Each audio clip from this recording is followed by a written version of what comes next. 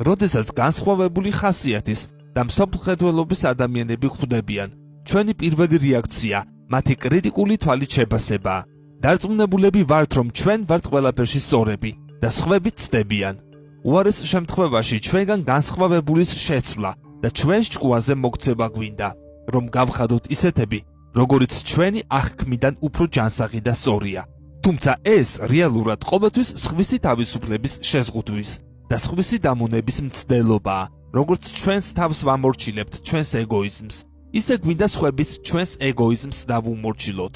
ჭეშმარიტად თავისუფალი ადამიანი სხვის არც დამონებას და აღარც შეცვლას ცდილობს და საერთოდაც არანაირად არ ერევა სხვა ადამიანის პირად სამყაროში.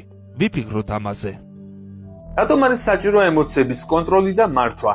რა ზიანის მომტანი შეიძლება აღმოჩნდეს ემოციების უმართავობა? რა ხდება თუ ჩვენ არ შეგვიძლია ან არ გვსურს გავიგოთ და ვაკონტროლოთ ჩვენი ემოციები?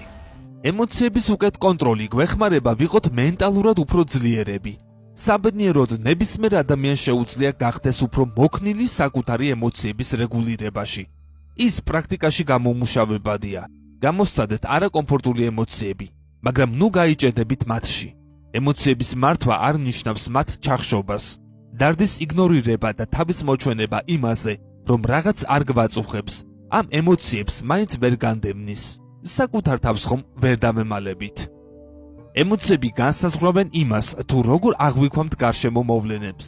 თუ შეწუხებული ხარ და ამ დროს მეილი მოგდის უფროსისგან, რომ უნდა შეხვდეს, შენ შეიძლება დაუშვა ვარაუდი, რომ სამსახურიდან უნდა დაგითხოვონ.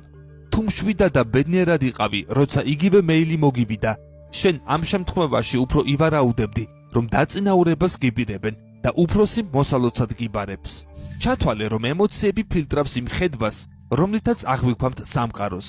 გააცნობიერე შენი ფიქრები, რათა უფრო რეალისტური ხედვა მიიღო. თუ ფიქრობ, ეს წვეულება ძალიან მოსაწყენი იქნება, შეახსენე შენს თავს, სრულიად ჩემზეა დამოკიდებული გავერთობი თუ არა. შემიძლია ხალხს ვესაუბრო რაიმე საინტერესო თემაზე და ასე ვაქციო დროს ახალისოდ. როცა ცუდ განწყობაზე ხარ, შენ ძალაუნებურად მიდრეკილი ხარ იმ აქტივობებისკენ, რომლებიც ამ ხასიათს შეგანარჩუნებინებენ.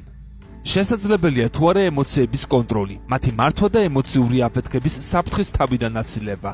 თუ უნდა შევეგუოთ იმას, რომ ემოციები ჩვენზე ძლიერია, დომინირებს ჩვენს ქცევაზე და არაფრის გაკეთება შეგვიძლია. იმის მიუხედავად, რომ ემოციების მართვა ბევრად არის დამოკიდებული ადამიანის ტიპოლოგიურ თავისებურებებზე, მაინც თავისუფლად შეიძლება ითქვას, რომ ეს უნარი გამომუშავებადი და აღზრდადია. გამოიწერეთ ჩვენი